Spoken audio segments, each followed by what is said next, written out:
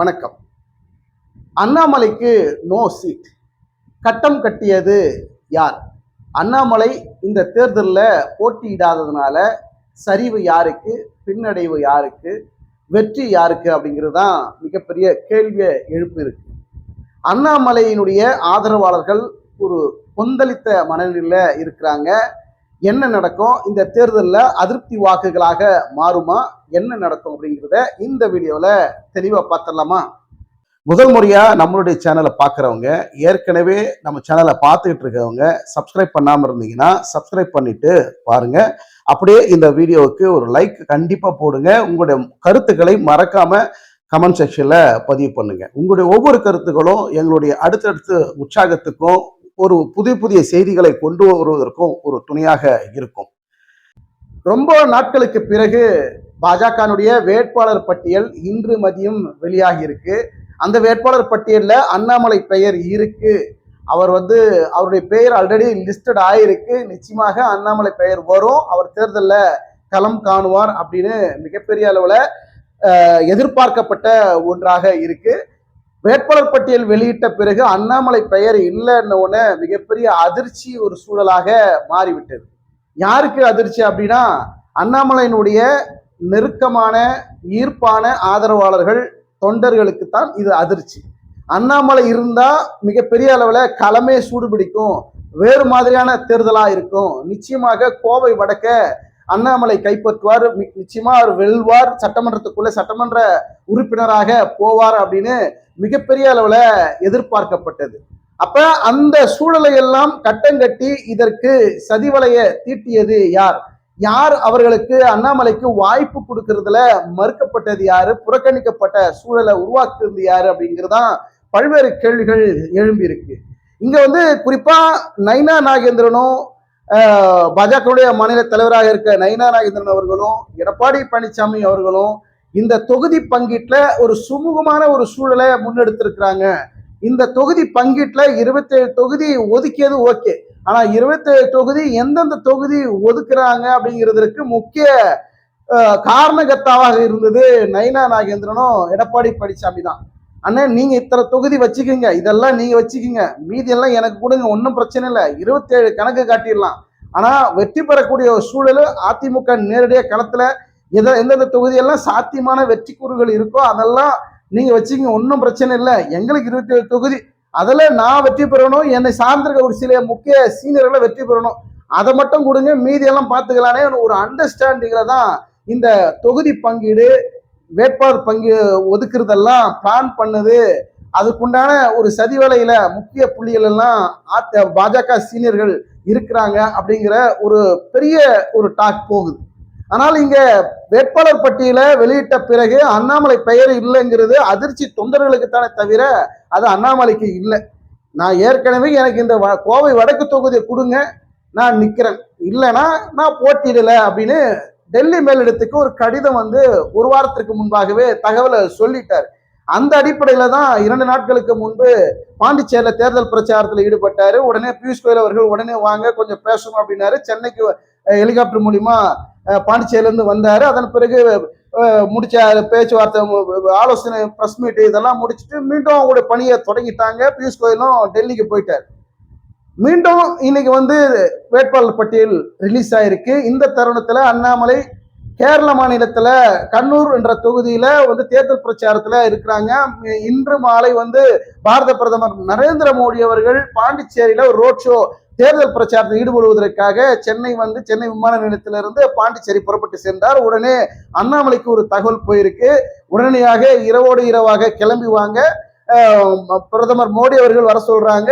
ஒரு மிகப்பெரிய ஒரு ஆலோசனை இருக்கு. முக்கிய தலைகளை மட்டும்தான், முக்கிய புள்ளிகள் மட்டும்தான் இந்த ஆலோசனை கூட்டத்தில் இடம்பெற வேண்டும். அதற்கு அண்ணாமலை கண்டிப்பா வரணுங்கிற ஒரு அழைப்பு இருக்கு. இன்று இரவு அண்ணாமலை கேரளாவில இருந்து கிளம்பி வரார்.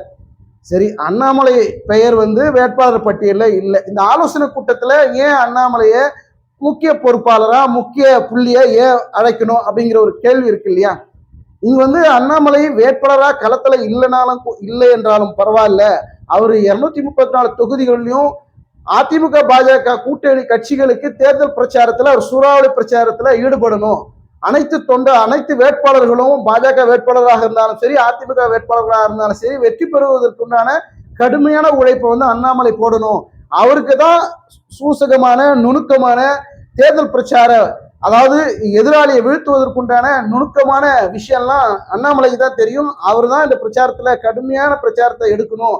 அப்படிங்கிறதுனால அண்ணாமலைக்கு ஒரு ஒரு கட்டளை போடுவதற்காக பிரதமர் மோடி அவர்கள் அண்ணாமலையை வர சொல்லி இருக்கிறதாக தகவல். சரிங்க, அதெல்லாம் ஓகே. அண்ணாமலை இந்த தேர்தலை போட்டியிட்டு அவரும் ஒரு தொகுதியில நின்று வேட்பாளராக நின்று மற்ற வேட்பாளர்களுக்கும் பிரச்சாரத்தில் ஈடுபட்டு இருந்தா ஓகே. அவரை தேர்தல் பிரச்சாரத்துல ஈடுபடுவதற்கு மட்டும் வர வைக்கிறாங்க. ஆனால் அவரை ஒரு கண்டஸ்டண்டா, அதாவது வேட்பாளரை களத்துல ஏற்பதற்கு வாய்ப்புகளை மறுக்கப்பட்டிருக்கு, புறக்கணிக்கப்பட்டிருக்கு. அப்படிங்கிறது அண்ணாமலையுடைய ஆதரவாளர்களுக்கெல்லாம் ஒரு மிகப்பெரிய வருத்தமான சோகமான சூழலாக மாறி போயிருக்கு. அந்த வருத்தமும் அந்த ஒரு நெருடலான சூழலும் அது அதிருப்தி வாக்குகளாக மாறுமா? அண்ணாமலை இல்லைன்னா எங்க ஓட்டே இல்லைன்னு சொல்லக்கூடிய அதிமுகவுக்கும் சரி, பாஜகவுக்கும் சரி, யாருக்கு நாங்க ஓட்டு போட மாட்டோம் அப்படின்னு அண்ணாமலையுடைய ஆதரவாளர்கள்லாம் சொல்றதை நம்ம கேள்விப்பட்டிருப்போம். சமூக வலைதளத்திலும் சரி, ஊடகத்தின் வாயிலாக நம்ம பார்த்திருப்போம். இப்ப அண்ணாமலை இந்த தேர்தலில் போட்டியிடல. அப்போ அவருக்காக ஆதரவாக இருந்த தொண்டர்களும் சரி, பாஜகவுடைய தொண்டர்களும் சரி, இந்த அதிருப்தி சூழல்ல யாருக்கு வாக்கு செலுத்துவார்கள்? நோட்டாவுக்கா இல்ல அதிமுக பாஜகவுக்கா அப்படிங்கிற ஒரு கேள்வி இங்க அதிக அளவுல எழும்பியிருக்கு. நயினா நாகேந்திரனுக்கும் எடப்பாடி பழனிசாமிக்கும் ஒரு மிகப்பெரிய ஒரு சமரச டீல் போயிருக்கு. இந்த தேர்தலில் நம்ம 2026 சட்டமன்ற தேர்தலில் வெற்றி பெற்றா நான் சிஎம், நீங்க துணை முதல்வருங்க, வேணும்னா அமைச்சர் பதவி கூட உங்க கூட்டணிக்கு நான் கொடுக்குறேன், அதாவது பாஜக வேட்பாளர்களுக்கு நான் கொடுக்குறேன், சீனியர்களுக்கு கொடுக்குறேன் அப்படிங்கிற ஒரு டீல் போனதன் அடிப்படையில இந்த இடத்துல அண்ணாமலை இருந்தா அவர் வந்து ஒரு சிஎம் மெட்டீரியலுங்க. அவர் வந்து நம்ம சிஎம் போஸ்டுக்கே அவர் போட்டி போடக்கூடிய சூழல் உருவாகிடும். அதனால அப்படிப்பட்ட ஒரு இடத்தை வந்து அண்ணாமலைக்கு இந்த தேர்தலை கொடுக்கக்கூடாது. அது வந்து வேணுமென்றோ பிளான் பண்ணியோ அண்ணாமலை ஒதுக்கணும், ஓரம் கட்டணும், மறுக்கப்படணுங்கிறது கிடையாது. எல்லாருக்கும் சிஎம் ஆகணும்னு ஆசை தானுங்க, அமைச்சராக ஆகணும் ஆசை தானுங்க, துணை முதல்வராக ஆகணும்னு ஆசை தானுங்க. அந்த 3 போஸ்ட்டுக்குமே மிக பொறுப்பு, அந்த மிகப்பெரிய பொறுப்புக்கு வந்து பல முன்னணி புள்ளிகள் வந்து மோதும் போது அண்ணாமலையை கொஞ்சம் ஓரம் கட்டி வச்சாதான் என்ன, வேற வழி கிடையாது. அப்படிங்கிறதுனால தான் அண்ணாமலைக்கு இந்த தேர்தலில் வாய்ப்புகள் மறுக்கப்பட்டிருக்கு அப்படின்னு நம்ம சொல்லலைங்க. அண்ணாமலையுடைய தொண்டர்கள், அண்ணாமலையை ஆதரிக்கிற ஆதரவாளர்கள், பாஜகவுடைய தொண்டர்களுடைய மனக்குமுறலாக இருக்கு. கோவை வடக்கு தொகுதியை அண்ணாமலைக்கு ஒதுக்கப்பட்டிருந்தா நிச்சயமாக சொல்லி அடிச்ச மாதிரி அந்த தொகுதியை வெற்றி பெற்றிருப்பார். அப்ப அண்ணாமலைக்கு அந்த தொகுதி ஒதுக்காததுக்கு வானதி சீனிவாசன் ஒரு முக்கிய காரணம். ஏற்கனவே கோவை தெற்குல நின்று எம்எல்ஏவா இருந்தாங்க, இப்போ வடக்குக்கு வராங்க. ஏன் அதே தொகுதியில நின்று இருக்கலாமே, இல்ல அந்த தொகுதியை அதிமுக கிட்ட இருந்து கேட்டு பெற்றிருக்கலாமே, ஏன் வடக்குக்கு வரணும்?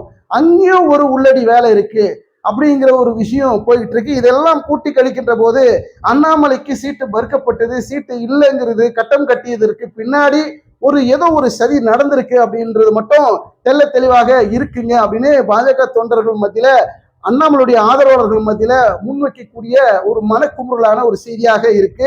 இதை எப்படி காய் நகர்த்த போறாங்க?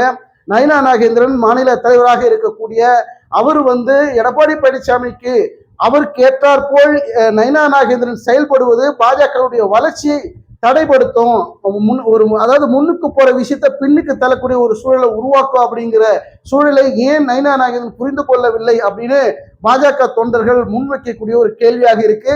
இதை எப்படி சமாளிக்க போகிறார்கள்? 2026ல பாஜக அதிமுக என்டிஏ கூட்டணி வெற்றி பெற கூட்டணியாக மாறுமா? அப்படி வெற்றி பெற்றால் எனக்கு தான் சிஎம் போஸ்ட் அப்படின்னு பாஜகவுல ஒரு முக்கிய புள்ளியும் அலைமோதுது. எடப்பாடி பழனிசாமி அதை விட்டுடுவாருங்களா? ஏங்க, நான் சிஎம், வேணும்னா துணை முதல்வர் பதவி தர, அமைச்சர் பதவி கூட தர, இந்த சிஎம் போஸ்ட்டுக்கெல்லாம் யாரும் முட்டி மோதிக்கிட்டெல்லாம் வராதிங்க. நாங்க தான் தனிப்பெரும்பான்மையோட ஆட்சியை பிடிக்கிறதுக்கு உண்டான தொகுதிகளை வெற்றி பெற போறோம், எங்களுக்கு தான் அந்த உரிமை அப்படின்னு எடப்பாடி பழனிசாமி ஒரு பிரேக்கை போடுறாரு. அந்த பிரேக்கை உடைச்சிக்கிட்டு யாராவது முக்கிய புள்ளி உள்ள வருவாங்களா அப்படிங்கிறதையும் பேசுபொருளாக இருக்கு. பொறுத்திருந்து பார்க்கலாம். 2026 சட்டமன்ற தேர்தல் எடப்பாடி பழனிசாமி மீண்டும் முதல்வர் நாற்காலியில் அமரக்கூடிய வாய்ப்புகள் அதிக அளவுல இருக்கா? என்டிஏ கூட்டணி வெற்றி பெற்று ஆட்சி பிடிக்கக்கூடிய ஒரு சூழல் அதிக அளவுல இருக்கா? ஏன்னா இந்த தேர்தலில் அண்ணாமலை போட்டி இல்லை. அண்ணாமலை போட்டியிடாதனால இங்க அதிருப்தி வாக்குகளாக மாறுமா? பின்னடைவு ஏற்படக்கூடிய ஒரு சூழல் இருக்கு. 27 தொகுதிகள் பாஜக ஒதுக்கப்பட்டிருந்தாலும் அதுல வெற்றி பெறக்கூடிய சூழல் நிறைய தொகுதிகள்ல இல்ல, கடினமாக இருக்கும். அந்த தொகுதிகளை பாஜக வெற்றி வேட்பாளர் வெற்றி சாதாரணமா கிடைக்காது, ரொம்ப கடினமா உழைக்க வேண்டி இருக்கும் அப்படிங்கிற சூழல் இருக்கிறதுனால இந்த இடத்துல பின்னடைவு பாஜகவுக்கா அதிமுகவுக்கா? வெற்றி பெறதுல என்டிஏ கூட்டணிக்கு இது சிக்கலாக இருக்குமா அப்படிங்கிற ஒரு கேள்வி இருக்கு. நீங்க என்ன நினைக்கிறீங்க அப்படிங்கிறத மறக்காம கமெண்ட் செக்ஷன்ல பதிவு பண்ணுங்க. மீண்டும் அடுத்த ஒரு வீடியோவில் சந்திப்போம். நன்றி, வணக்கம்.